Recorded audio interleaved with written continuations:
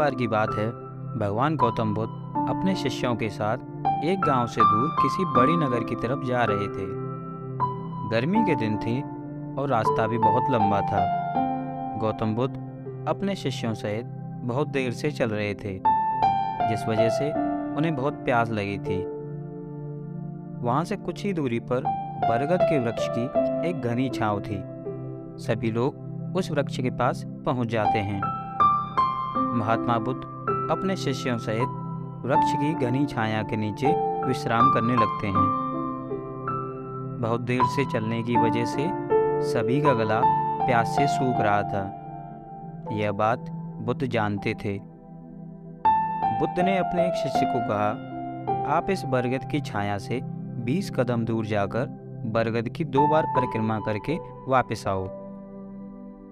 शिष्य वैसा ही करता है जैसा बुद्ध ने बताया। परिक्रमा के बाद जब शिष्य भगवान बुद्ध के पास आया तो बुद्ध बोले कि क्या आपको किसी ठंडी हवा का अनुभव हुआ था? शिष्य बोला, हाँ महात्मा बुद्ध, उस उत्तर दिशा की तरफ से मुझे कुछ ठंडी हवा का अनुभव हुआ था। शिष्य की यह बात सुन महात्मा बुद्ध शिष्य से तुरंत बोले कि उस दिशा में चले जाओ, जरूर वहां से कुछ ही दूरी पर एक तालाब अवश्य मिलेगा। उस तालाब से सबके लिए पानी ले आओ। शिष्य उसी दिशा में जब कुछ दूर जाता है तो वहां सच में एक तालाब होता है।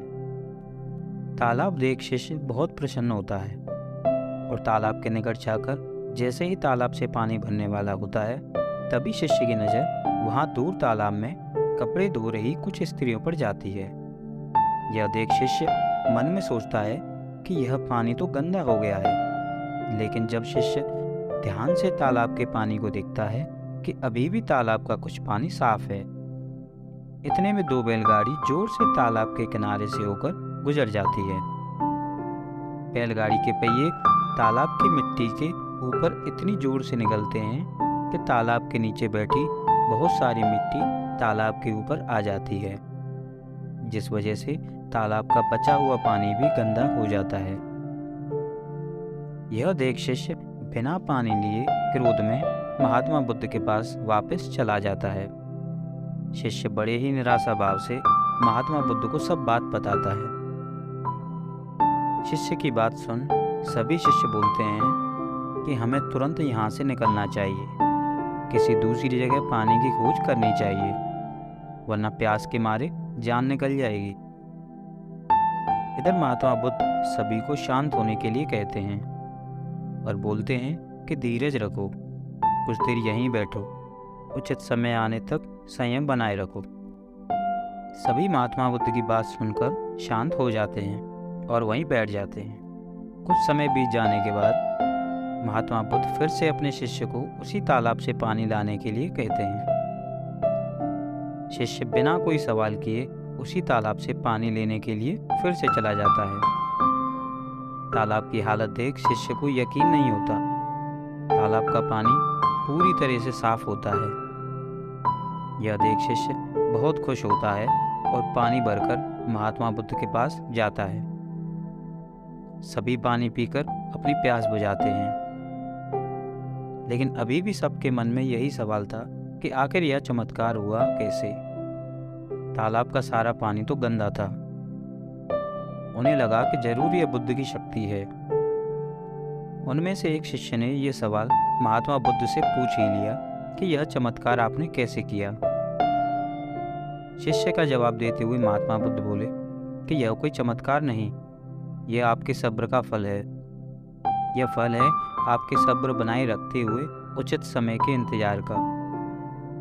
जितनी देर हम सब लोगों ने सब्र किया, उतनी देर तक तालाब के पानी के ऊपर तैर रहे सभी गंदे तत्व और मिट्टी तालाब के पानी के नीचे बैठे जा रहे थे।